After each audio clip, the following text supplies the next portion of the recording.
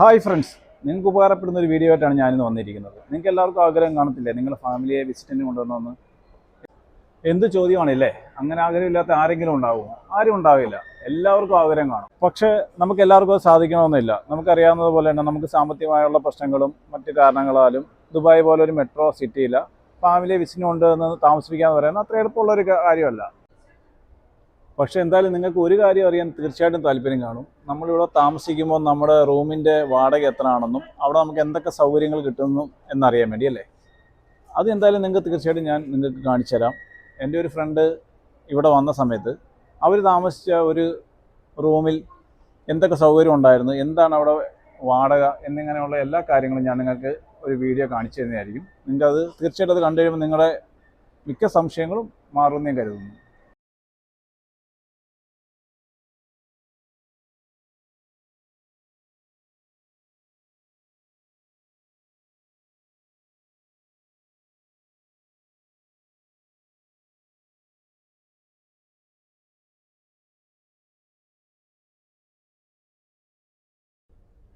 നിങ്ങൾക്ക് ഞാൻ അപ്പോൾ ഒരു റൂമിൻ്റെ സൗകര്യങ്ങൾ കാണിച്ചു തരാം. ഒരു സിംഗിൾ റൂം, അറ്റാച്ച്ഡ് വാഷ്റൂം ആയിരിക്കും. അതുപോലെ തന്നെ നിങ്ങൾക്ക് ഒരു ഡബിൾ ബെഡ് കാണും. നിങ്ങൾക്ക് അത്യാവശ്യം ഡ്രസ്സുകളൊക്കെ വെക്കാൻ വേണ്ടിയുള്ള ഡ്രോകളുണ്ട്. AC, വൈഫൈ കണക്ഷൻ, ഇൻ്റർനെറ്റ് സൗകര്യം ഇതെല്ലാം ഉണ്ടായിരിക്കുന്നതായിരിക്കും.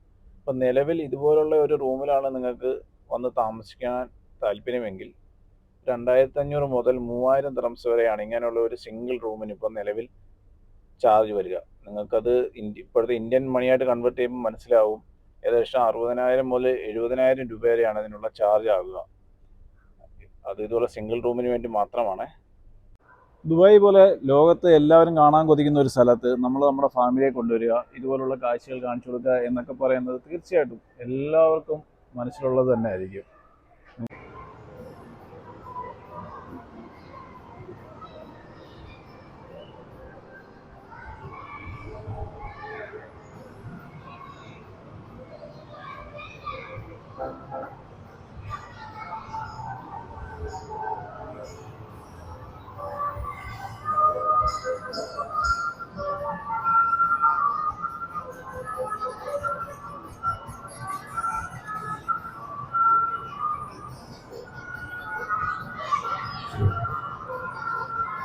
ദുബായിൽ നമ്മൾ താമസിക്കുന്നത് 6 പേരും 8 പേരും തിങ്ങി നിറഞ്ഞു നിൽക്കുന്ന ഒരു റൂമിലാണ്. അത് പ്രവാസികളെ എല്ലാവരെയും അറിയാവുന്ന കേസാണ്. പക്ഷെ നമ്മൾ നമ്മുടെ ഫാമിലിയെ കൊണ്ടുവരുമ്പം അവർക്ക് അങ്ങനെയുള്ള യാതൊരുവിധ ബുദ്ധിമുട്ടും ഉണ്ടാകരുതെന്ന് നമ്മൾ തീർച്ചയായിട്ടും ആഗ്രഹിക്കും.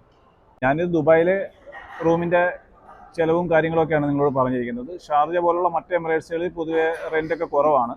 പക്ഷേ ദുബായി വന്ന് താമസിക്കുമ്പോൾ ഉണ്ടാകുന്ന ചിലവും കാര്യങ്ങളുമാണ് ഞാൻ പറഞ്ഞേക്കുന്നത്.